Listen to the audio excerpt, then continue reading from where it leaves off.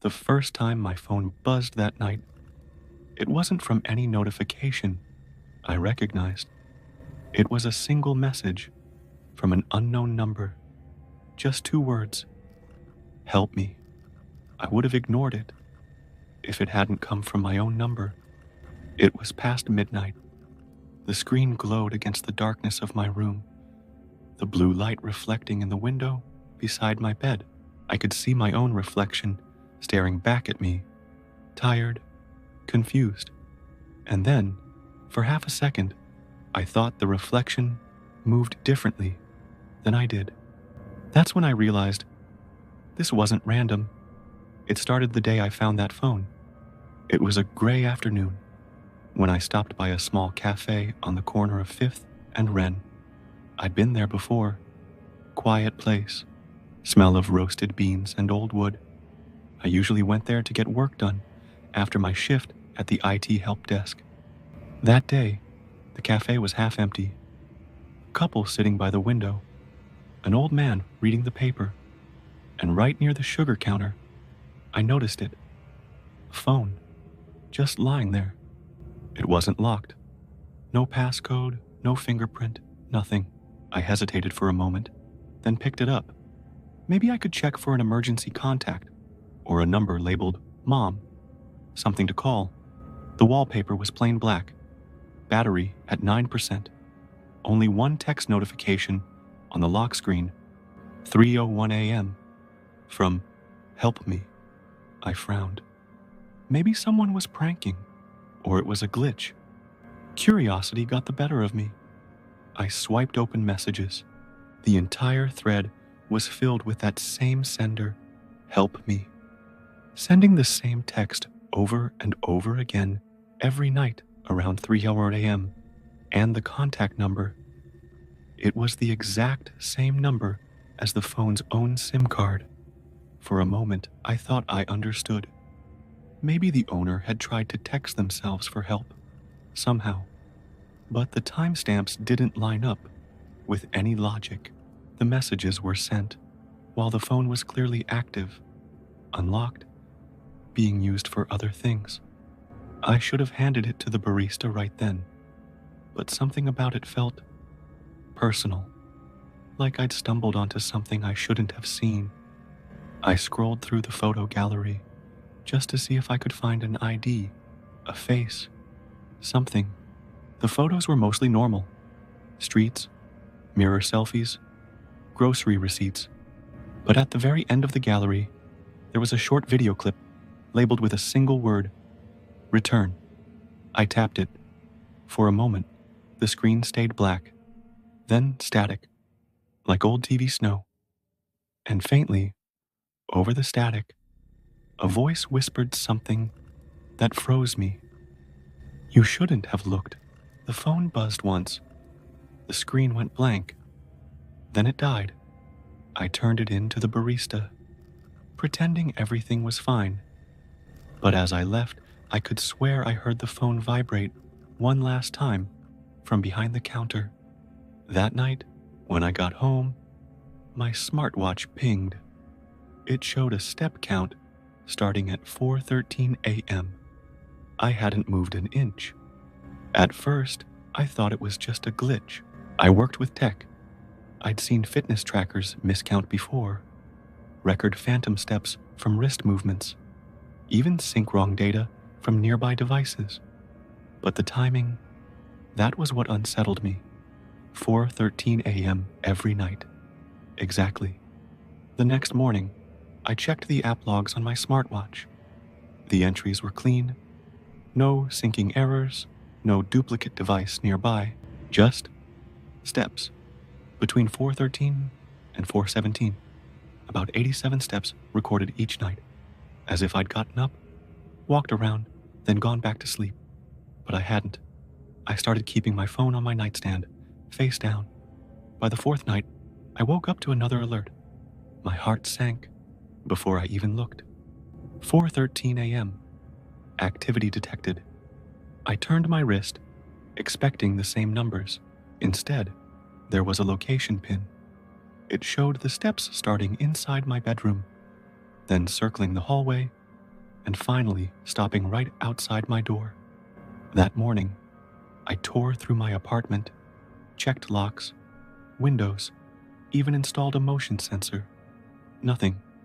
No signs of forced entry, no logical explanation. I told myself it was paranoia. The phone I found, the messages, the video. Maybe I'd just let it get in my head. But the thing is, 2 days later, I started noticing something else. When I opened the photo gallery on my own phone, new folders began appearing. Auto-generated memories made by a photo app I downloaded weeks ago. It used AI to group similar faces, places, and times. One folder was called At Home. Inside were my usual photos, random stuff, my desk, my cat, the kitchen sink. But one thumbnail caught my eye, a blurry frame from a short video I'd taken while testing my camera. The app had tagged it automatically. The label under the thumbnail read, "Stranger." My stomach dropped. There was no one else in that video. It was just me, panning across my living room to check lighting. I opened the clip, zoomed in, and there, in the corner of the frame, between the curtains, was a faint figure. No face, just the outline of someone standing perfectly still, half in shadow, half behind the glass. I froze. The file info said it was recorded 2 days after I'd found that phone at the cafe. I hadn't touched the camera since then. When I went back to delete it, the thumbnail was gone. The folder was gone. But the memory of that label, "Stranger," wasn't. That night, I deleted the app completely. Factory reset everything. Phone, watch, even Cloud Sync. I thought that would end it. It didn't. Because when I checked the step tracker again the next morning, it still showed 87 steps. At 4:13 a.m., only this time, the location pin had moved. It wasn't inside my apartment anymore. It was in the alley behind the cafe.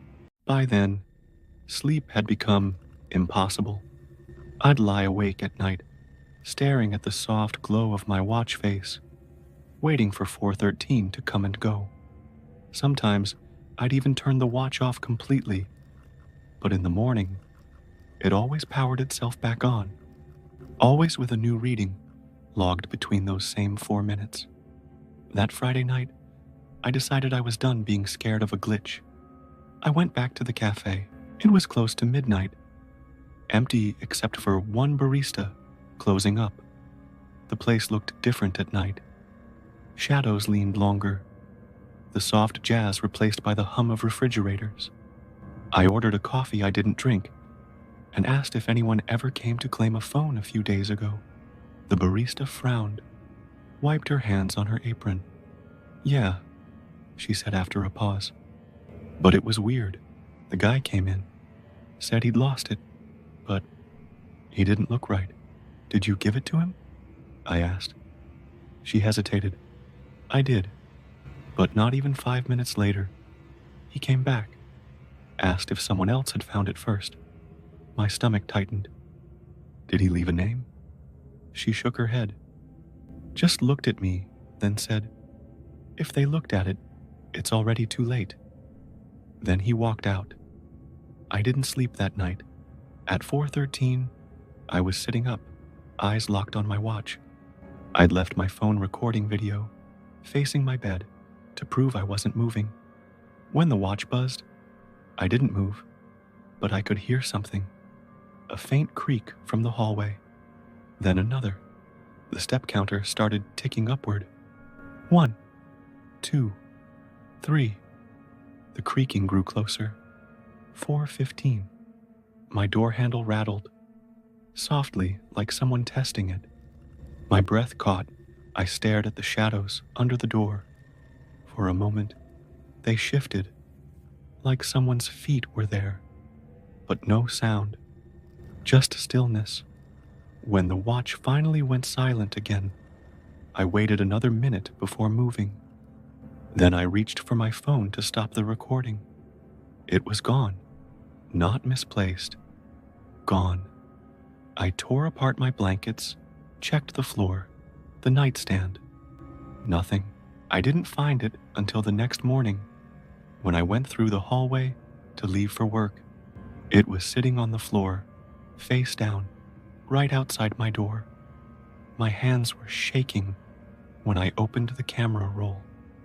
The video was still there, the one I had recorded that night. At first, everything looked normal. Me in bed, staring toward the door, motionless.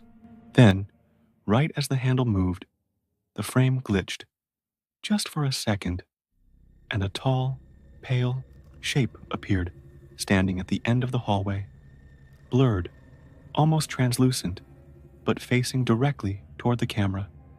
It didn't move. It just stood there, like it was watching me sleep. And then the timestamp glitched to 4:13 a.m., right before the video ended. I didn't even finish watching. I deleted it, wiped the phone, tossed it in the trash on my way to work. But when I looked down at my wrist, later that day, my smartwatch had synced again, and the step count showed 2 sets of footprints. I stopped wearing the watch after that. I left it on my desk, powered down, screen cracked from the night I threw it against the wall. But somehow, even off, it still made me uneasy, like it was listening. For weeks, I tried to move on, deleted every app that used my location, turned off Bluetooth, disconnected from cloud backups. I even bought a cheap flip phone. No apps, no trackers, nothing. But the silence didn't last. The first time it happened, I was in the shower. My phone, my new phone, buzzed from the counter. When I checked it afterward, the screen showed a single notification. Unknown device synced. Step tracker, 4:13 a.m. It didn't make sense. I didn't own any trackers anymore. That night, I went digging through my drawers and found my old smartwatch exactly where I'd left it, except it wasn't off. The screen was glowing faintly, and in the center, just one line of text, connected. I grabbed it, shaking, scrolling through the menus. The battery icon was empty, yet it was still running, stuck on the health log. The most recent entry had been added only an hour earlier. Steps, 87. Location, Cafe Alley. Heart rate, 0 BPM. I felt cold all over. My reflection stared back at me from the dark screen, warped slightly in the cracked glass. For a second, I thought I saw someone else behind me, just over my shoulder. I turned, but there was no one there. That night, I couldn't sleep. I kept the light on and scrolled endlessly through forums, Reddit threads, tech support pages, paranormal boards. Nobody had heard of anything like it. The closest I found was an obscure post from 2 years ago. The title read, "Found phone. Now my devices think I'm not alone." The post was short, written by someone anonymous. They said their phone started showing steps and heart rate data from someone else, someone who wasn't there. The final sentence chilled me. It stops at 4:17 a.m. every night because that's when I died. The post had no replies. The account was deleted. 2 nights later, I woke to a soft vibration on my nightstand. Even without looking, I knew the time. 4:13 a.m. The screen of my new phone lit up on its own. No notifications, just a faint message across the top of the screen, where the clock usually was. Help me. Then, the screen flickered, and I saw a reflection in the black glass. A face, not mine, just watching me. I threw the phone against the wall and stumbled out of bed, shaking, gasping for air. When I turned back, the phone lay still on the carpet, screen cracked, dark. But before the display finally went black, one last thing appeared, glowing faintly beneath the fractured glass. Return,